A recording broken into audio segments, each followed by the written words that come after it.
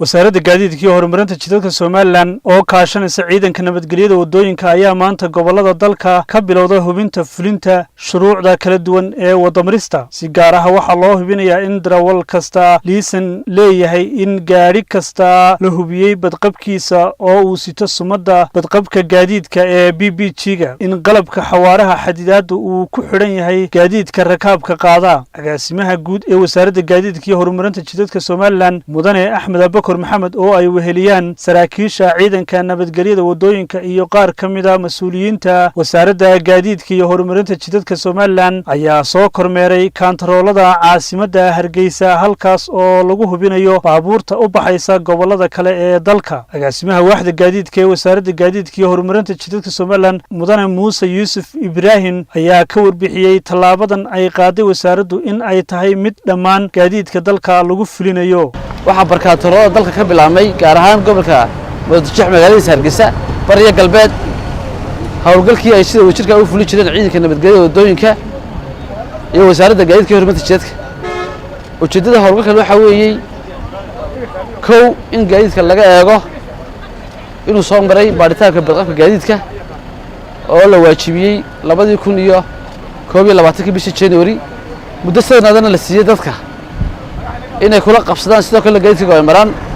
wareegtadii labaad ee rarka saayidka iyo qalabka xadidaadda xawaaraha gaadiidka oo lagu xidhay gaadiidka rakaabka qaada booyadaha iyo baabuurta waaweyn ee xamuulka qaada inaan la ogolayn gaari rarka saayida sida inaan la ogolayn gaari xawaari lagu talagalay xawaar ka badan socda taliye ku-xigeenka ciidanka nabadgelyada wadooyinka oo halkaasi ka hadlay ayaa isna sheegay in ay fulinayaan shuruucda iyo awaamirta ka soo baxday wasaaradda gaadiidka isla markaana aanu gudbi karin gaadiid aan fulinin shuruucda kala duwan ee wadamarista arrintani waxa weeye arrin badbaado shacbiga ayaa loo danaynayaa ma aha cidhiidhi gelin ma aha caburin waa in sharciga iyo nidaamka la ilaaliyo in la ilaaliyo mujtamaca gaadiidku sido sidaa darteed haddaanu nahay ciidanka nabadgelyada wadooyinka waxaanu si buuxda ula shaqaynaynaa wasaaradda ayaanu si buuxda ula shaqaynaynaa gacmihii dawladda ayaanu nahay speed governorka lagu rakibay gaadiidka inaanay furin haddii ay furaan waxay la kulmi doonaan tallaabo sharciga waafaqsan baa laga qaadi doonaa agaasimaha guud ee wasaaradda gaadiidka iyo horumarinta jidadka Somaliland Axmed Abakar ayaa isna sheegay in ahmiyadda koowaad la siinayo ilaalinta badqabka nafaha shacabka Somaliland tallaabadana ay ka mid tahay yareynta shilalka xad-dhaafka noqday waxa la hubinayaa markaa gaadiidka waraya wadooyinkeena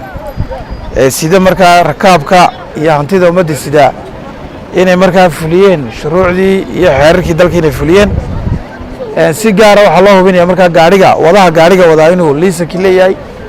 waxa loo hubinayaa gaarigu inuu soo maray xarumihii badqabka oo la soo hubiyay badqabkiisa waxa loo hubinayaa gaarigu markaa inuu ku xidhay qalabkii lagu xadidiyay xawaarihiisa waayo dawladdu ma ogola in qofku naftiisa haligo iyo inuu dadka haligo midna ma ogola agaasimaha guud waxa kale oo fariin gaar ah u diray shirkadaha basaska rakaabka qaada booyadaha iyo baabuurta waaweyn ee xamuulka inay hormuud ka noqdaan fulinta shuruucda wadamarista shirkadaha iskaashatooyinka horeyna wada hadalay shuruucda cidda fulinaysana ugu lambaroon ka noqotaanba ay maanta hayd halkaa maanta waxaa taagan markaa gawaaridii shirkadaha wada taagan wadooyinkana runtii meelo badan wadooyinkeena ma hagaagsana meelo badanna waa hagaagsan yihiin wadooyinkeena ugu casrisan ugu hagaagsan inay 80 ka bataan runtii sharcigu ma ogola taasaan idinku adkeynaa gawaarida maanta halkan maraysa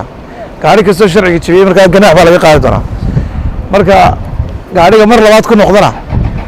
kantaroolka hadda kadib markaa ma dhaafi doono taasaan markaa ku wada shaqaynaa